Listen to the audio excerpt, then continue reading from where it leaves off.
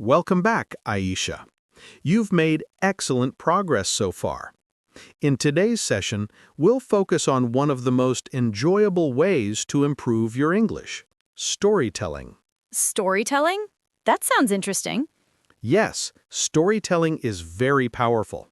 When you tell a story, you use many parts of the language: grammar, vocabulary, emotions, and rhythm. It's one of the best exercises for fluency and confidence. I've never tried telling a story in English. It sounds difficult. It might feel that way at first, but don't worry. We'll take it step by step. First, let's start with something simple. Tell me about a memorable day in your life. Okay, let me think. I think one of my most memorable days was when I passed my final exams. That's a good topic. Let's make it into a story. I'll help you. You can start with the sentence, "It was a bright morning when I woke up to check my exam results." It was a bright morning when I woke up to check my exam results. Great start. Now continue. What happened next? I was very nervous. My heart was beating fast, and I didn't want to open the website. Excellent use of expressions. My heart was beating fast. That shows emotion. Now, what did you do next? I finally opened it, and when I saw that I had passed, I started crying with happiness. Beautiful. That sentence is full of emotion. You can also say, "I burst into tears of joy." It's a common English phrase that means you started crying because you were so happy. I burst into tears of joy. That sounds nice. Yes, and notice the pronunciation of burst. The R sound is soft, not rolled. Try it again. I burst into tears of joy. Perfect. Your pronunciation is very clear. Now, how did your family react? My mother hugged me, and my father said he was proud of me. That's lovely. You can make the story stronger by adding small details. For example, my mother gave me a big hug, and my father smiled and said, "I'm proud of you, my daughter." My mother gave me a big hug, and my father smiled and said, "I'm proud of you, my daughter." Excellent, Aisha. That sounds warm and natural. When you tell stories, details like emotions, actions, and reactions make your English more vivid. I understand. I should describe what I see and feel. Exactly. Storytelling is about painting a picture with words. Now, let's talk about tenses. In storytelling, we usually use the past tense. For example, I woke up, I saw, I felt, I cried. So, when I tell a story, I should use past tense verbs. Yes. Let's practice a few. Go becomes went. See becomes saw. Feel becomes felt. Do becomes did. Okay, so I go to school becomes I went to school. Perfect. Now, let's try to retell your story using more past tense verbs and transitions. Transitions help your story flow smoothly. Examples are then, after that, later, and finally. I woke up early in the morning. Then I opened my laptop to check my exam results. After that, I saw that I had passed and I felt very happy. Finally, I told my parents and they were proud of me. That's a wonderful paragraph, Aisha. You used transitions perfectly. That's how natural English storytelling works. Thank you, sir. It feels easier when I use these words. Yes, transitions help your listener follow the story easily. Now, let's add emotions. When you tell a story, your voice should rise and fall. That's called intonation.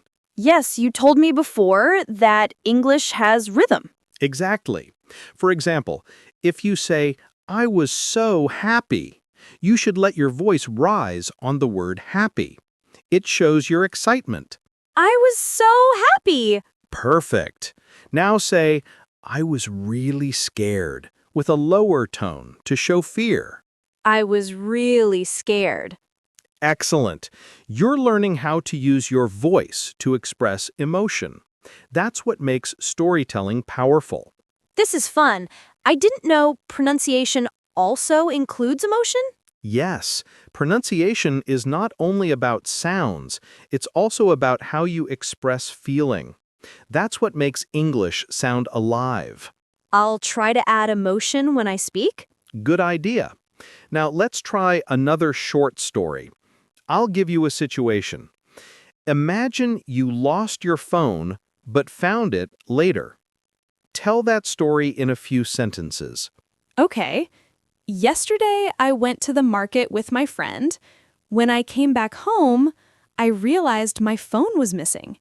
I felt very worried. I tried to remember where I last saw it. Then my friend called me and said, "You left your phone at the market." I was so relieved. Excellent story, Aisha. You used past tense correctly, and the emotion was clear. You can make it even better by adding a few connecting words, like suddenly or luckily. For example, suddenly I realized my phone was missing. Luckily, my friend called me. Suddenly, I realized my phone was missing. Luckily, my friend called me. Perfect. Those small words make your story sound natural and complete. Thank you, sir. I really enjoyed this practice. I'm glad to hear that.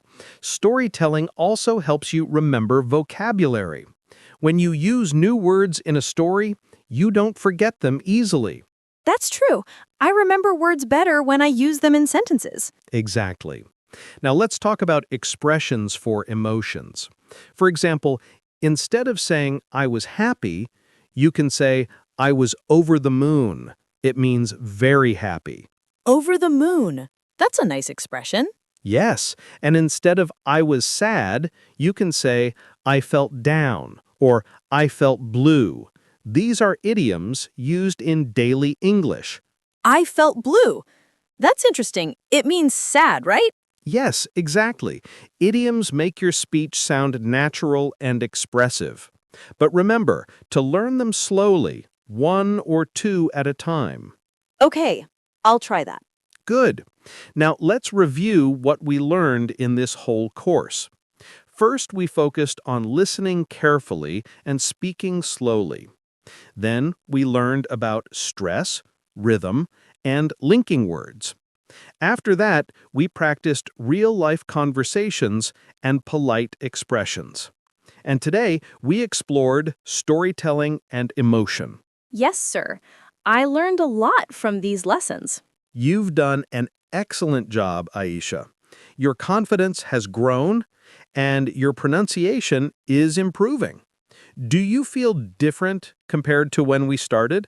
Yes, sir. At first, I was scared to speak English, but now I feel more relaxed. I know I can make mistakes, but I also know that I'm learning. That's a wonderful attitude. Remember, language learning is not about being perfect. It's about communicating and growing. Thank you for always encouraging me. You're very welcome, Aisha. Before we end today's podcast, let me give you a few tips for independent practice. Yes, please.